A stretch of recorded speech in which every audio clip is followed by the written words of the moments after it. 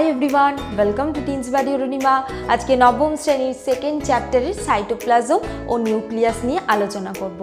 आशा करी तोमरा सबाई भालो आछो, मन दिए पढ़ाशोना करछो। खूब भालो करे पढ़ाशोना करो, कारण नेक्स्ट बार किन्तु आर माध्यमिक कैंसेल होबे ना, प्रत्येक बारेर मतो भालोभाबे परीक्षा दिते होबे। सेजोन्नो खूब भालो करे मन दिए पढ़ो, जाते तोमरा खूब भालोभाबे साबजेक्टटा बुझते पारो एबं तोमरा खूब भालो रेजाल्ट करते पारो। चलो शुरू करा जाक। साइटोप्लाजम सम्पर्के तोमादेर निश्चयई धारणा आछे। साइटोप्लाजम हलो उद्भिद कोष बा प्राणी कोष, जे कोनो कोषेरই भितरे जे धात्र थाके सेटाই हलो साइटोप्लाजम। साइटोप्लाजम हलो प्रोटोप्लाजमेরই একটা অংশ। प्रोटोप्लाजम बोलते आमरा की बुझी, कोष अंगाणुगुलोও बुझी, तार साथे बुझी साइटोप्लाजम। ताहले साइटोप्लाजम की? प्रोटोप्लाजमेर जे अर्धतरल स्वच्छ और दानादार पदार्थ जेटा निউক্লিয় पर्दा थेके कोष पर्दा अब्दि विस्तृत थाके ताकेই বলছে साइटोप्लाजम।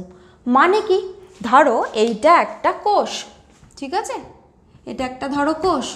এই কোষের ভিতরে এখানে আছে কি নিউক্লিয়াস। এবার নিউক্লিয়াসের এই যে পর্দাটা এটাই হলো নিউক্লিয় পর্দা, আর এইটা ধরো কোষ পর্দা।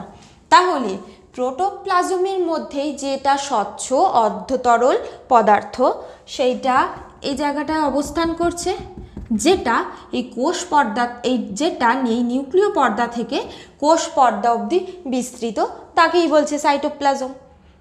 তাহলে এই সাইটোপ্লাজমের বিস্তার কোথায়? গোটা কোষের মধ্যেই থাকে, যেটা হলো এই কোষ এই নিউক্লিয় পর্দা থেকে কোষ পর্দার মাঝে এই সমস্ত জায়গাটাতেই রয়েছে।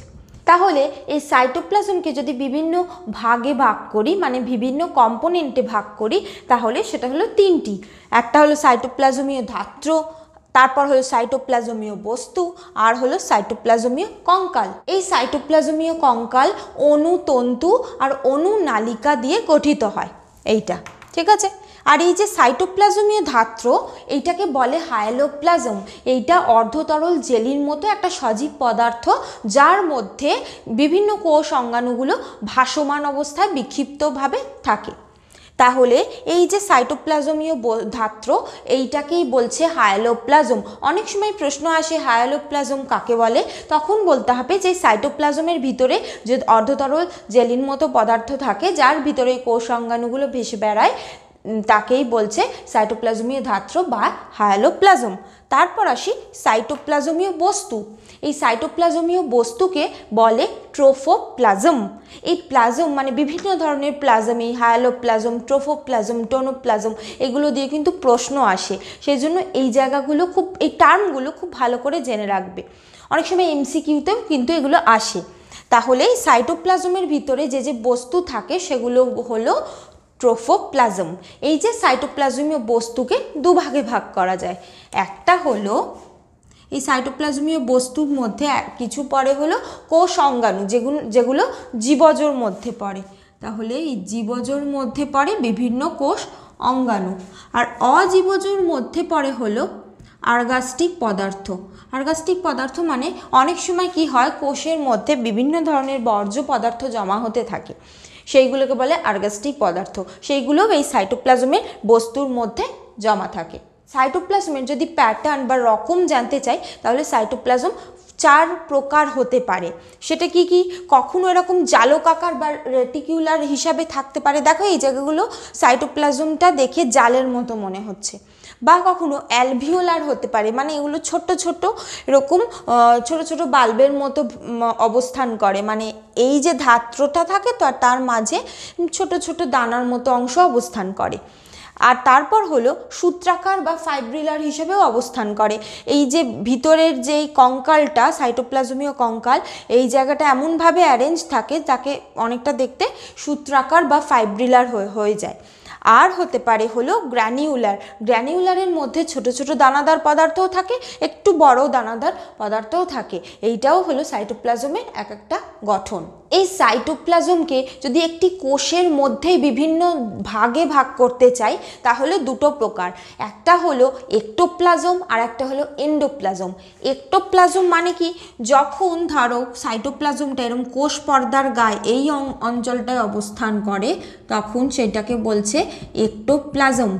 এই স্থানের সাইটোপ্লাজমটা অনেকটা বেশি স্থিতিস্থাপক, ঘন এবং অস্বচ্ছ দানাবিহীন হয়, তাই এই অংশটাকে বলে একটোপ্লাজম। তাহলে এই অংশের সাইটোপ্লাজম হলো কি একটোপ্লাজম। এইটা কোন জায়গায় আছে, সেটা হলো এই যে কোষ পর্দা তার গা বরাবর অবস্থান করে যে সাইটোপ্লাজম, সেইটা দেখতে অনেকটা স্থিতিস্থাপক, স্বচ্ছ, দানাবিহীন। আর এই যে একটোপ্লাজম বাদে বাকি যে ভিতরের অংশে যেখানটা সাইটোপ্লাজম, সেইটা কিন্তু অস্বচ্ছ, দানাদার এবং কম সান্দ্র হয়। মানে হলো এইখানে যেগুলো গুণ ছিল সেগুলোর ঠিক বিপরীত, মানে এই জায়গাটা খুব একটা স্বচ্ছ নয়, দানা আছে আর কম সান্দ্র মানে কম ঘন হয়, তাই এই অংশের সাইটোপ্লাজমকে বলে এন্ডোপ্লাজম। এন্ডো মানে বোঝো যে ভিতর দিকে, তাই ভিতর দিকে সাইটোপ্লাজমকে বলছে এন্ডোপ্লাজম। আর এই সাইটোপ্লাজমের মধ্যে বিভিন্ন ধরনের মাইক্রো এলিমেন্ট আর মেজর এলিমেন্ট থাকে। মেজর এলিমেন্টের মধ্যে পড়ে হলো carbon, hydrogen, oxygen, nitrogen, phosphorus, sulphur, sodium, potassium, magnesium এগুলো। আর ট্রেস এলিমেন্ট মানে যেগুলো কম পরিমাণে থাকে সেগুলোর মধ্যে পড়ে কপার, জিঙ্ক, মলিবডিনাম, কোবাল্ট এগুলো। তাহলে সাইটোপ্লাজমের কাজ কি? সাইটোপ্লাজমের প্রধান ও প্রথম কাজ হলো এই যে কোষ অঙ্গাণুগুলো রয়েছে সেই কোষ অঙ্গাণুগুলির ধাত্র হিসাবে কাজ করা। আর দ্বিতীয় কাজ হলো এই সাইটোপ্লাজমের মধ্যে বিভিন্ন রকম বিপাক ক্রিয়া, যে বিক্রিয়া সেগুলো এর মধ্যে সংঘটিত হয়। এরপর আসি নিউক্লিয়াসে। একটা কোষের মধ্যে সবচেয়ে বড় যে কোষ অঙ্গাণু সেটাই হলো নিউক্লিয়াস। এই নিউক্লিয়াসকে প্রথম 1831 সালে বিজ্ঞানী রবার্ট ব্রাউন তিনি প্রথম এটা পর্যবেক্ষণ করেছিলেন। এই যে নিউক্লিয়াস, এটা গোটা কোষের যে বিভিন্ন রকম জৈবিক ক্রিয়া সেগুলোকে নিয়ন্ত্রণ করে, সেই জন্য নিউক্লিয়াসকে বলে কোষের মস্তিষ্ক। এটা খুব ইম্পর্টেন্ট প্রশ্ন, অনেক সময় 1 মার্কসের প্রশ্ন আসে যে কোষের মস্তিষ্ক কাকে কেন বলে। কোষের তাহলে উত্তর হবে কি, কোষের মস্তিষ্ক বলে নিউক্লিয়াসকে, কারণ এটা সমগ্র কোষের যে জৈবিক ক্রিয়াগুলো সেগুলোকে নিয়ন্ত্রণ করে। আচ্ছা, এই যে নিউক্লিয়াস, এই নিউক্লিয়াসের প্রধান কাজ কি? এই যে কোষের বিভিন্ন কাজ তো কন্ট্রোল করায়, তার সাথে সাথে এই যে বংশগত বৈশিষ্ট্যগুলো সেগুলোকে বহন করা। তাহলে নিউক্লিয়াস কাকে বলে? একটি আদর্শ কোষের প্রোটোপ্লাজমে যে ঘন গোলাকার পর্দাবৃত কোষ অঙ্গাণু দেখা যায় তাকেই বলছে নিউক্লিয়াস। এই নিউক্লিয়াসকে যদি আমরা খুব ভালোভাবে মাইক্রোস্কোপের নিচে পর্যবেক্ষণ করি তাহলে এর ভিতরে 4টে অংশ পাবো। দেখো আমি বোর্ডে একটা ছবি এঁকেছি, এর ভিতরেও প্রধান 4টি অংশ আমি দেখাচ্ছি। প্রথম হলো নিউক্লিয় পর্দা। তাহলে এইটা হলো কি এদের একটা ভাগ, সেটা হলো নিউক্লিয় পর্দা।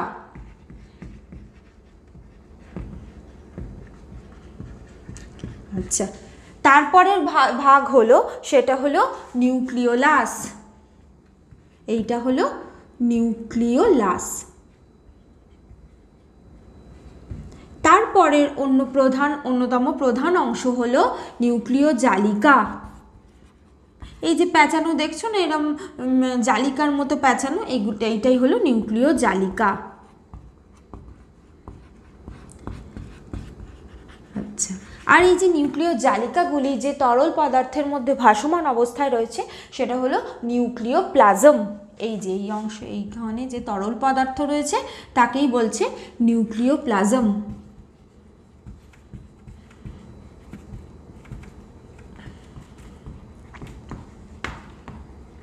তাহলে এই যে প্রথম প্রধান অংশ সেটা হলো নিউক্লিয় পর্দা। নিউক্লিয় পর্দাটা দেখো আমি যখন ছবিতেই এঁকেছি এটা দ্বিপর্দা, অর্থাৎ নিউক্লিয়াস 2টি একক পর্দা দ্বারা আবৃত থাকে। আচ্ছা, এই পর্দাগুলো লাইপোপ্রোটিন দ্বারা নির্মিত, মানে লিপিড প্রোটিন দ্বারা নির্মিত।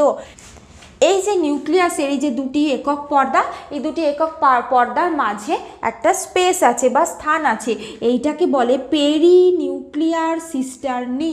কি বলে? পেরি নিউক্লিয়ার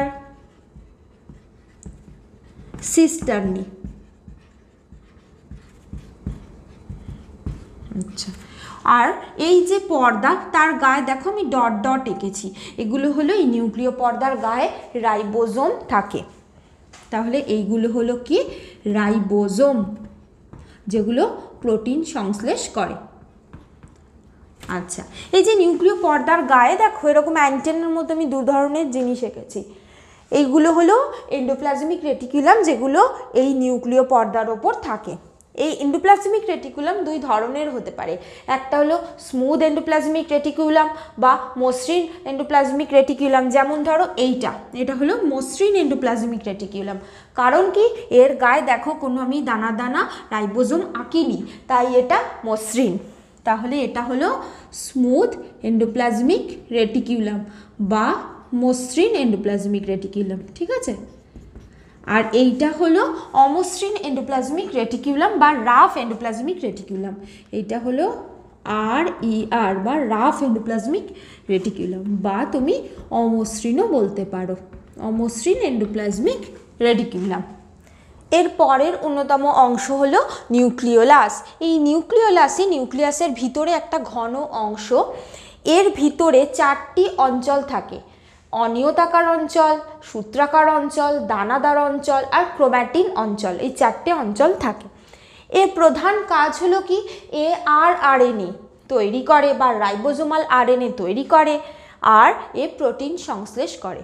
আচ্ছা, এবার রাইবোজোমাল RNA কেন তৈরি করে তুমি বলবে? এই রাইবোজোমাল RNA কি করে, এখান থেকে বেরিয়ে এসেই এখানে এই রাইবোজোম সৃষ্টি করতে সাহায্য করে। তাহলে এই যে নিউক্লিওলাস, এর প্রধান কাজ হলো কি রাইবোজোমাল RNA তৈরি করা আর প্রোটিন সংশ্লেষ করা। এর পরের নিউক্লিয়াসের প্রধান অংশ হলো এই নিউক্লিওপ্লাজম। নামটা থেকেই বুঝতে পারছো যে প্লাজম শব্দ আছে মানে এটা হলো নিউক্লিয়াসের ভিতরের সাইটোপ্লাজম, ঠিক আছে, মানে নিউক্লিয়াসের ভিতরের যে তরল পদার্থ। আচ্ছা, এইটা অনেকটা কোলয়েড জাতি হয়। এইটা এই যে সূত্র মানে নিউক্লিয় জালিকাগুলো এবং নিউক্লিওলাসকে ধরে রাখে, মানে নিউক্লিওলাস আর এই নিউক্লিয় জালিকা এর ওপর ভাসমান অবস্থায় থাকে। এই যে নিউক্লিওপ্লাজম, এটার ভিতরে অনেক সময় DNA, RNA, হিস্টোন প্রোটিন পাওয়া যায়।